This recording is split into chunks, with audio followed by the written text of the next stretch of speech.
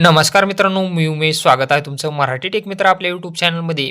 मागेल त्याला सौर कृषी पंप योजनेमध्ये तुम्ही अर्ज भरलेला असेल, परंतु काही कारणास्तव जर तुमचा अर्ज रिजेक्ट झालेला असेल, तर तुम्हाला तुमचे पैसे परत मिळवण्यासाठी महावितरण सर्कल ऑफिस जे जिल्ह्याच्या ठिकाणी असते, त्या ठिकाणी तुम्हाला एक अर्ज करायचा आहे. अर्ज केल्यानंतर तुमचे जे भरलेले पैसे आहेत, अर्ज केल्यानंतर तुम्ही जे बँक खाते अर्ज भरत असताना दिलेले आहेत, त्या बँक खात्यावर तुमचे पैसे रिफंड केले जातात. रिफंडसाठी थोडा वेळ लागू शकतो. त्यामुळे तुम्हाला सर्कल ऑफिसला एक अर्ज करायचा आहे आणि त्याची रिसिव्ड म्हणजेच पोच घ्यायची आहे. हा अर्ज कसा करायचा आहे याचा फॉर्मॅट आज आपण या व्हिडिओमध्ये जाणून घेण्याचा प्रयत्न करा. त्यापूर्वी तुम्ही चॅनलवर नवीन आला असाल तर चॅनलला सबस्क्राईब करा आणि बेल आयकॉनला प्रेस करायला विसरू नका. मागेल त्याला सौर कृषी पंप योजनेसंबंधी नवीन अपडेट्सची माहिती आपण सर्वप्रथम देण्याचा प्रयत्न करत असतो. त्यामुळे आपलं WhatsApp तसेच टेलिग्राम चॅनलही जॉईन करायला विसरू नका. यामध्ये कंपनी आल्यानंतरची अपडेट, कोटा आल्यानंतरचा अपडेट आपण सर्वप्रथम देण्याचा प्रयत्न करतो.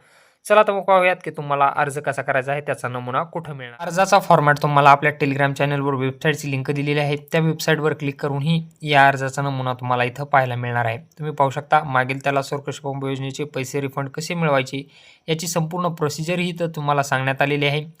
आणि याचा अर्जाचा नमुना इथं पाहू शकता तुम्ही. प्रति माननीय अधीक्षक अभियंता महावितरण मंडळ कार्यालय, तुमच्या जिल्ह्याचं नाव, विषय आहे महोदय. त्यानंतर तुमचा MKID, नाव, सर्व माहिती, बँकेची नाव, खाते क्रमांक, IFSC कोड हे सर्व तुम्हाला इथं जोडायचं आहे. हे तुम्ही कॉपी पेस्ट करून तुमचा अर्ज बनवू शकता. जर तुम्हाला वर्डमधील फाईल हवी असेल तर वर्डमधील ही फाईल तुम्हाला आपल्या टेलिग्राम चॅनलला मिळेल. एक अशी वर्ड फाईल ही देण्यात आलेली आहे. यामध्ये तुम्ही स्वतः एडिट करू शकता. तुमचा जिल्हा, तुमचा MKID, MTID टाईप करू शकता.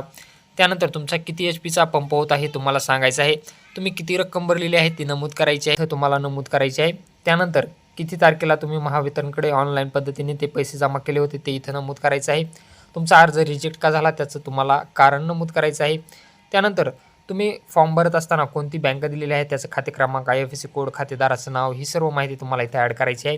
आणि यासोबत तुम्हाला काय जोडायचं आहे पहा, पैसे भरलेल्याची प्रत तुम्हाला ऑनलाईनची जोडायची आहे. अर्जाचे स्टेटस, जे तुमचा अर्ज रिजेक्ट झालेला आहे त्याची एक प्रत जोडायची आहे. बँक पासबुकच्या प्रथम पानाची झेरॉक्स तुम्हाला जोडायची आहे आणि शेतकऱ्याचं आधार कार्ड जोडायचं आहे. आणि या ठिकाणी शेतकऱ्याची सही घ्यायची आहे. नाव, मोबाईल क्रमांक टाईप करून घ्यायचा आहे तुम्हाला. याची लिंक तुम्हाला आपल्या टेलिग्राम चॅनलला मिळून जाईल. हा अर्ज तुम्हाला महावितरण सर्कल ऑफिस म्हणजे जिल्ह्याच्या ठिकाणी द्यायचं आहे आणि याची पोहोच घ्यायची आहे. हा अर्ज सबमिट केल्यापासून 1 ते 2 महिन्यामध्ये तुमच्या दिलेल्या बँक खात्यामध्ये तुमचे पैसे रिफंड केले जातील.